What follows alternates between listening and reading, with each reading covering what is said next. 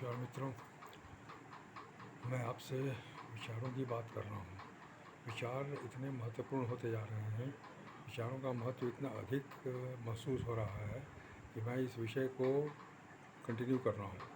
मैं अखबार पढ़ता हूँ, टीवी न्यूज़ सुनता हूँ, दूसरे लोगों की बातें सुनता हूँ। बहुत सारी चीज़ें वो दिन भर में देखने सुनने को मिलती हैं। सुबह से लेकर रात तक बहुत सारे चीज़ें मैं देखता हूँ, आँखों के सामने से गुजरती है, कानों से गुजरती है और एक बहुत बड़ा अनुभव मुझे होता है। और हर बार मैं यही कंक्लूड करता हूँ कि विचार ही सब कुछ है।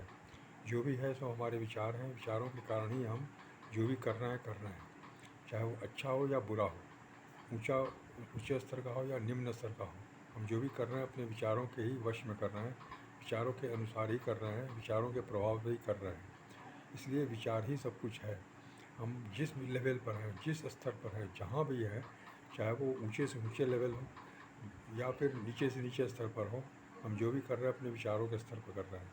ईमानदारी और बेईमानी, चोरी या ईमानदारी, ये सब हमारे विचारों पर डिपेंड करती है।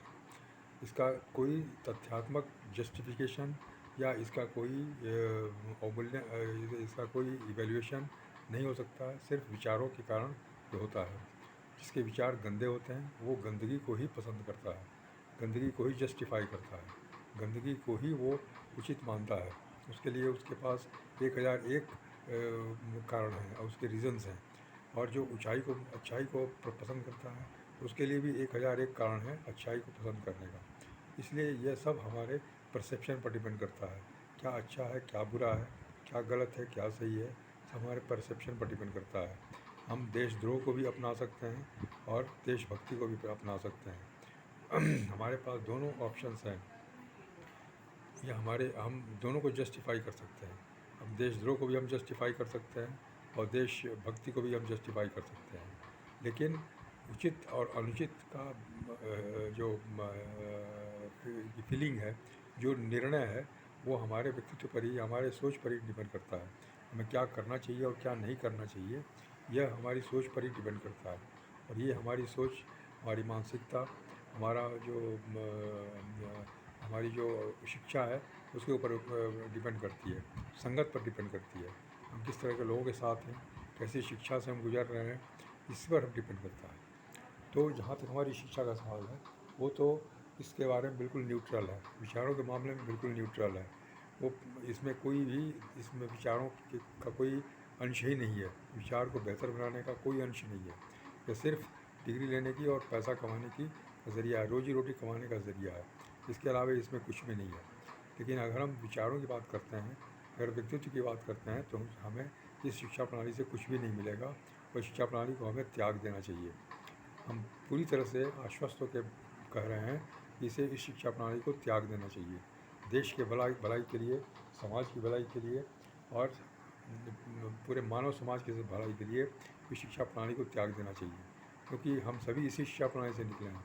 चाहे हम बाहर निकल के किसी भी प्रोफेशन में चले गए, किसी भी स्तर पर चले गए, लेकिन हम हैं इसी शिक्षा प्रणाली के ही प्रोडक्ट। इसलिए हमारे पास विचार शून्यता सबसे बड़ी चीज़ है। विचार हमारे पास नहीं है, विचार की निम्नता है, निम्नतम स्तर पर हमारे विचार हैं। क्योंकि हमने कभी विचारों के बारे में सीखा ही नहीं, विचारों के महत्व के बारे में हमने नहीं सीखा। विचार कितने महत्वपूर्ण है इसके बारे में हमें कोई जानकारी नहीं है। हम सिर्फ अपना काम निकालना चाहते हैं, हम सिर्फ पैसा कमाना जानते हैं, हम सिर्फ दूसरों से प्रतिद्वंद्विता करना जानते हैं। अगर कोई गलत काम कर रहा है तो उसमें हम अधिक से अधिक गलत काम करके उससे हम आगे निकलना चाहते हैं। अगर कोई चोरी कर रहा है तो हम उसे बड़े लेवल पर हम चोरी करने का रिकॉर्ड बनाना चाहते हैं। यह हमारी मानसिकता है। समाज गिरे मरे, कुछ भी हो, देश कहीं भी जाए, लेकिन हम अपने कार्य को नहीं रोकते हैं, हम अपने बातों को नहीं रोकते हैं। यह बहुत ही दुर्भाग्य की बात है। बहुत ही अफसोस की बात है। आज चूँकि इंफॉर्मेशन टेक्नोलॉजी के कारण हम एक दूसरे को समझ देख रहे हैं, सुन रहे हैं, संवाद कर रहे हैं, कम्युनिकेशन हो रहा है, समाचार मिल रहे हैं, इसलिए इसका अधिक प्रभाव पता चल रहा है। लेकिन हमें अब इससे संभलना होगा, हमें अब इसका उपचार करना होगा, हमें व्यक्तित्व विकास का महत्व समझना होगा। आज हम स्कूल कॉलेज में जो पढ़ाई कर रहे हैं वो शून्य है, वो निम्न स्तर का है, वो बिल्कुल विचारहीन शिक्षा प्रणाली है। उससे हमको कोई भी लाभ नहीं हो रहा है, बल्कि हम नीचे की तरफ गिर रहे हैं। सारी समाज की गिरावट जो है हमारी शिक्षा प्रणाली के कारण है, क्योंकि हम शिक्षा प्रणाली के कारण कमाने खाने वाले व्यक्ति बन गए, पैसे के पीछे भागने वाले व्यक्ति बन गए, पैसे के गुलाम बन गए। इसलिए हमें और कुछ नहीं दिखता है, सिर्फ पैसा दिखता है। या जैसे भी हम पैसा कमाना चाहते हैं, हम दौलत कमाना चाहते हैं, हम अपने पोजीशन को बेहतर बनाना चाहते हैं, हम सारे एथिक्स को और वैल्यूज़ को भूल गए हैं। ये सब बहुत ही दुख की बात है, शर्म की बात है। हमें बहुत ही दुख तकलीफ़ का अनुभव होता है जब हम इस तरह की घटनाओं को देखते हैं, सुनते हैं। अखबारों में इस तरह की समाचार को इतनी प्रमुखता से छापा जाता है, टीवी में इन सब गंदे गंदे चीज़ों को इतने प्रमुखता से दिखाया जाता है कि हमें देख के शर्म आती है कि आखिर इसका चुनाव कौन कर रहा है, आखिर इसका निर्णय कौन कर रहा है, समाचारों का निर्णय कौन करता है, समाचारों का सेंसर कौन कर रहा है, कौन किस विचार से समाचार दे रहा है।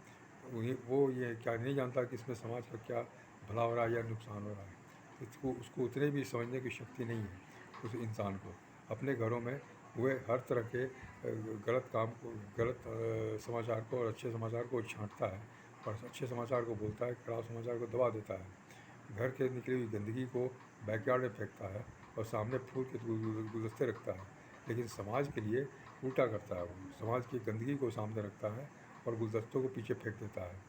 वो समाज की कुत्सित भावना को उजागर कर रहा है, गंदी से गंदी घटनाओं को फ़ोटो के साथ छाप रहा है, ताकि लोगों की मानसिकता और गिरे।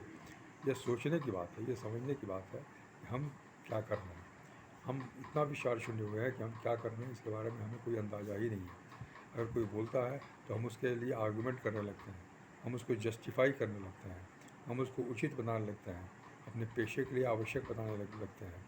अगर किसी समाचार पत्र से यह कहा जाए कि आप इस तरह के समाचार क्यों छापते हो, तो उनका यही कहना होता है कि जो समाज में हो रहा है उसको हमको छापना है, जो समाचार होता है उसको हमको देना है, हमको जनता को अवगत कराना है, इसलिए हम इसको देते हैं। हम इसमें कोई काट छाट नहीं करते, हम इसमें कोई जोड़ तोड़ नहीं करते। जो समाचार आता है ज्यों का त्यों हम उसको पेश करते हैं। लेकिन उनको ये समझ में नहीं आता कि अगर कोई गाली बक रहा है तो वो गाली क्या अपने बच्चों के सामने देंगे क्या? क्या कोई अभद्रता कर रहा है तो क्या वो अभद्रता अपने बच्चों के सामने बताएंगे क्या? तो जब बच्चों के सामने बताएंगे तो लोगों के सामने क्यों बता रहे हैं, लोगों के सामने क्यों दिखा रहे हैं, लोगों को क्यों इतना महामंडित कर रहे हैं इस घटना को। अगर कोई सुसाइड कर रहा है तो सुसाइड की घटना को इतनी प्रमुखता से क्यों छापा जाता है, इतना उसमें बढ़ चढ़ के बहसबाजी क्यों होती है, क्यों इसको इतना उजागर किया जाता है।